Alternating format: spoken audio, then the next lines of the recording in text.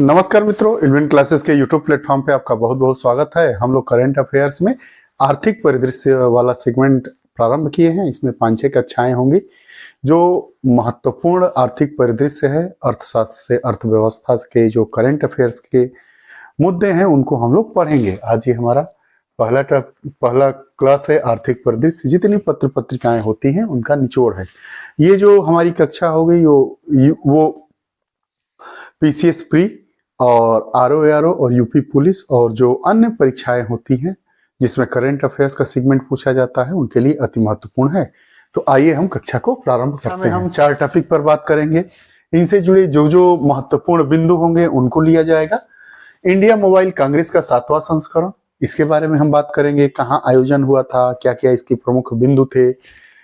Bharat Japan कोष का शुभारंभ, लचीली कृषि खाद्य प्रणाली पर सम्मेलन, भारत में ऑटोमोबाइल उद्योग की क्षमता पर रिपोर्ट। ये 4 हमारे महत्वपूर्ण विषय होंगे। इनसे जुड़े सभी महत्वपूर्ण बिंदुओं को समाहित किया गया है। प्रारंभ करते हैं आज का हम अपना पहला टॉपिक। आज का हमारा पहला टॉपिक है इंडिया मोबाइल कांग्रेस का 7वां संस्करण। प्रश्न पूछेगा कि इंडिया मोबाइल का कौन सा संस्करण अभी हुआ था, तो 7वां, कांग्रेस का 7वां। ये इंपॉर्टेंट। देखिए, अब आइए इसके बारे में मुख्य मुख्य बिंदुओं पर बात करते हैं। 27 अक्टूबर 2023 को हमारे प्रधानमंत्री मोदी जी ने नई दिल्ली के भारत मंडपम में इंडिया मोबाइल कांग्रेस का आयोजन के 7वें संस्करण का उद्घाटन किया।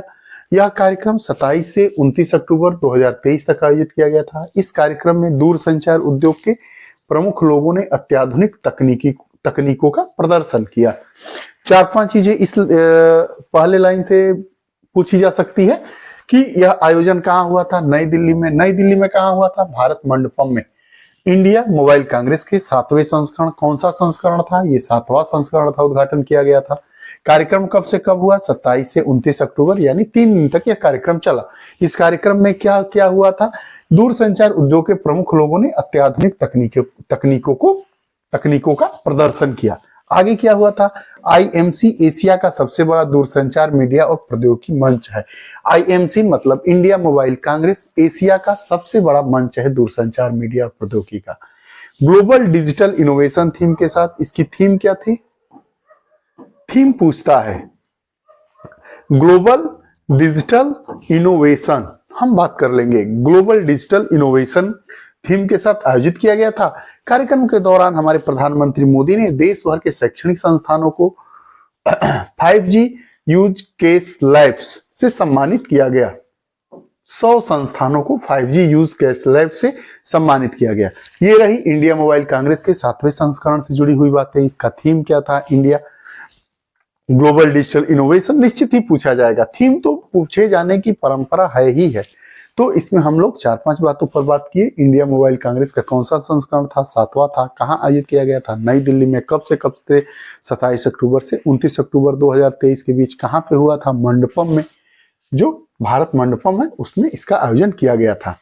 आज का हमारा दूसरा टॉपिक है भारत जापान कोष का शुभारंभ। भारत और जापान, भारत भी एक देश है, जापान भी एक देश है। भारत और जापान की अपनी बहुत ही गहरी दोस्ती है, चाहे वो आर्थिक मामलों पर है, चाहे वैदेशिक मामलों पर हो। सब जगह पर भारत और जापान मित्र देश के रूप में उभरकर विश्व पटल पर आते रहे हैं। भारत सरकार मतलब जीओआई, गवर्नमेंट ऑफ इंडिया, राष्ट्रीय निवेश और अवसंरचना कोष NIIF द्वारा Japan bank for international cooperation के साथ सहयोग करते हुए $600 मिलियन के भारत जापान फंड को लॉन्च किया गया है। कितने मिलियन डॉलर का? $600 मिलियन का। भारत की कौन सी संस्था है और जापान की कौन सी संस्था है? तो भारत का NIIF अर्थात राष्ट्रीय निवेश और अवसंरचना कोष, और जापान का क्या है? JBIC। फुल फॉर्म भी पूछ सकता है। NIIF का फुल फॉर्म क्या होगा? राष्ट्रीय निवेश और अवसंरचना कोष। और JBIC का फुल फॉर्म क्या होगा? Japan bank for international cooperation. कितने रुपए का? $600 मिलियन का। बस। आगे इस फंड में JBIC और भारत सरकार एंकर निवेशक होंगे। एंकर निवेशक किसी नए फंड में पूंजी लगाने वाला पहला निवेशक होता है। प्रश्न पूछ सकता है, एंकर निवेशक किसे कहते हैं? एंकर निवेशक एंकर निवेशक किसे कहते हैं? एंकर निवेशक क्या है? किसी नए फंड में पूंजी लगाने वाला पहला निवेशक एंकर निवेशक होता है। बस भारत सरकार द्वारा स्थापित NIIF प्लेटफॉर्म, जिसका उद्देश्य इक्विटी और इक्विटी से संबंधित विपत्रों में निवेश करना है, के तहत सरकार ने 3 फंड जारी किए हैं। Master fund, fund of funds और स्ट्रेटेजिक फंड। 3 फंड भारत सरकार ने, मास्टर फंड, दूसरा फंड ऑफ फंड्स और स्ट्रेटेजिक अपॉर्चुनिटीज फंड। 3 प्रकार के भारत सरकार ने फंड जारी किए हैं। Fund for master fund, fund of funds और strategic opportunity fund. Bharat Japan कोष का शुभारंभ हुआ है। भारत की एक संस्था और जापान की एक संस्था ने मिलकर $600 मिलियन के इस कोष का शुभारंभ किया है। एंकर निवेशक कौन है? भारत सरकार इसमें एंकर निवेशक है, मतलब भारत सरकार इस फंड में निवेश करने वाली पहली संस्था के रूप में काम कर रही है। एंकर निवेशक किसे कहते हैं? अभी आपने जाना। देखिए, लचीली कृषि खाद्य प्रणाली पर सम्मेलन। लचीली कृषि खाद्य प्रणाली पर सम्मेलन हुआ है 9 से 12 अक्टूबर 2013 के मध्य नई दिल्ली में। अनुसंधान से प्रभाव तक उचित और लचीली कृषि खाद्य प्रणालियों की ओर। थीम इसका देखिए कितना अच्छा है। From free research to impact towards just and resilient agri food system नामक विषय पर एक अंतर्राष्ट्रीय अनुसंधान सम्मेलन का आयोजन किया गया है। कहाँ पे हुआ है? नई दिल्ली में। थीम इसकी क्या है कि अनुसंधान से प्रभाव तक उचित और लचीली कृषि खाद्य प्रणालियों की ओर। अब यह सम्मेलन भारतीय कृषि अनुसंधान परिषद, हम जानते ही हैं ICAR का फुल फॉर्म क्या होता है? भारतीय कृषि अनुसंधान परिषद, और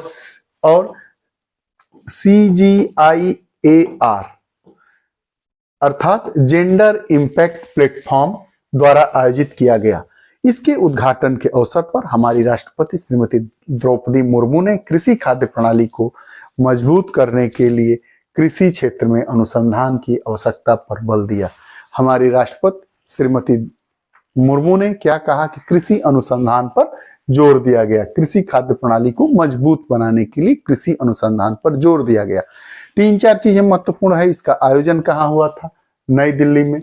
इसका थीम क्या था, मतलब किस विषय पर आयोजन किया गया था? अनुसंधान से प्रभाव तक उचित और लचीली कृषि खाद्य प्रणालियों की ओर, यह विषय था। अंतर्राष्ट्रीय अनुसंधान सम्मेलन का आयोजन किया था। कौन कौन ने?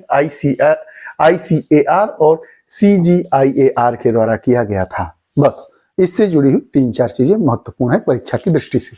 अगला और अंतिम टॉपिक, भारत में ऑटोमोबाइल उद्योग की क्षमता पर रिपोर्ट। हाल ही में प्रबंधन परामर्श फर्म आर्थर डी लिटिल ने अपनी एक रिपोर्ट में कहा है कि भारत में 2035 तक ग्लोबल ऑटो हब बनने की क्षमता है।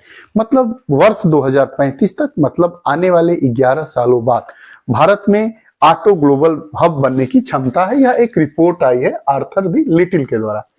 साथ ही 2035 तक निर्यात, प्रौद्योगिकी और नवाचार के दम पर ऑटोमोबाइल उद्योग 1 ट्रिलियन निर्यात से 500 बिलियन सहित के आकार तक बढ़ सकता है। मतलब 1 ट्रिलियन निर्यात से ज्यादा और 500 बिलियन सहित बढ़ सकता है। यह रिपोर्ट बताई है। रिपोर्ट जो यह कहती है कि समृद्ध वित्त पोषण वाले पारिस्थितिकी तंत्र के साथ भारत में वाहन क्षेत्र में नवाचार के क्षेत्र में अग्रणी बनने की क्षमता है।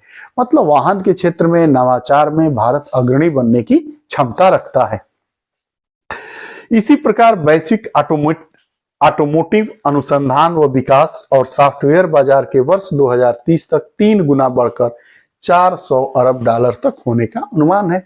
यह भी महत्वपूर्ण है। 2035 तक भारत ऑटोमोबाइल के क्षेत्र में अपनी क्षमता को विकसित करके वैश्विक पटल पर उभरने की क्षमता रखता है। ये रही आज की कक्षा में 4-5 विषय पर हम लोग बात किए। जो विषय थे उससे में महत्वपूर्ण जो विंदु थे सबका समाहन किया गया था। आपको हमारी कक्षाएं कैसी लगती हैं? कृपया कमेंट बॉक्स में अपने विचार जरूर दें। अगर आप हमारे नए पाठक हैं तो कृपया चैनल से जुड़ें और अपने मित्रों को जोड़ें। पुनः नई कक्षाओं के साथ पुनः उपस्थित होंगे। करंट अफेयर्स की हमारी कक्षाएं लगातार चलती रहेंगी। अभी उत्तर प्रदेश विशेष को लेकर हम लोग एक कक्षा प्रारंभ करेंगे। टेस्ट सीरीज विगत 25 वर्षों के जो प्रश्न पूछे गए हैं उत्तर प्रदेश विशेष से कक्षा वाइज, उसको हम लोग 17-18 क्लासों में कम से कम 2000 प्रश्नों के साथ शुरू करेंगे। पुनः नई कक्षा के साथ उपस्थित होंगे। ऐसे ही जुड़े रहिए और लोगों को जोड़िए। अग्रिम भविष्य की ढेर सारी शुभकामनाओं के साथ बहुत बहुत धन्यवाद। नमस्कार।